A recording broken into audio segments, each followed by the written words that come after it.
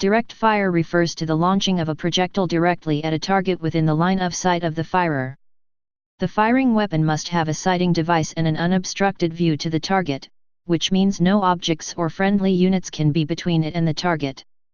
A weapon engaged in direct fire exposes itself to return fire from the target. This is in contrast to indirect fire, which refers to firing a projectile on a ballistic trajectory or delivering munitions by guided or unguided missiles. Indirect fire does not need a direct line of sight to the target because the shots are normally directed by a forward observer. As such, indirect fire weapons can shoot over obstacles or friendly units, and the weapons can be concealed from counter-battery fire.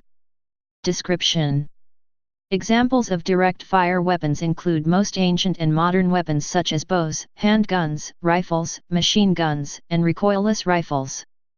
The term is most often used in the context of artillery, such as howitzers and mortars. Direct fire remained the dominant method of operating artillery throughout most of human history, with indirect fire used for sieges and involving specific siege guns.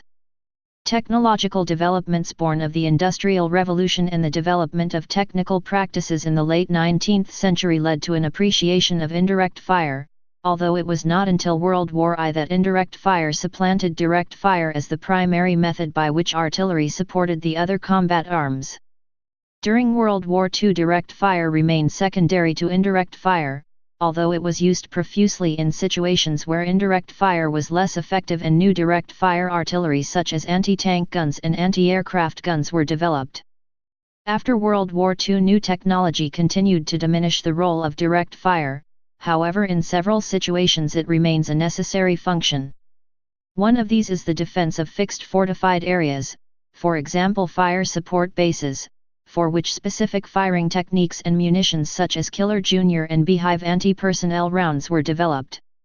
Another is when artillery is forced to defend itself, such as in a surprise attack. This could be the result of rapid maneuvering by ground forces, an attack by airborne troops, or from the lack of defined front lines as found in counterinsurgency operations. Direct fire artillery can also be massed to counter a penetration by enemy tanks.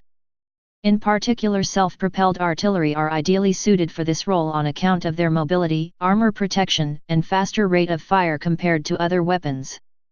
A final situation is in urban warfare, where locating the enemy can be difficult. The physical structures give the defenders better protection, and the risk of collateral damage is high. In these cases, direct fire artillery can unleash tremendous firepower to precisely destroy enemy fortified positions. Please subscribe and thanks for watching.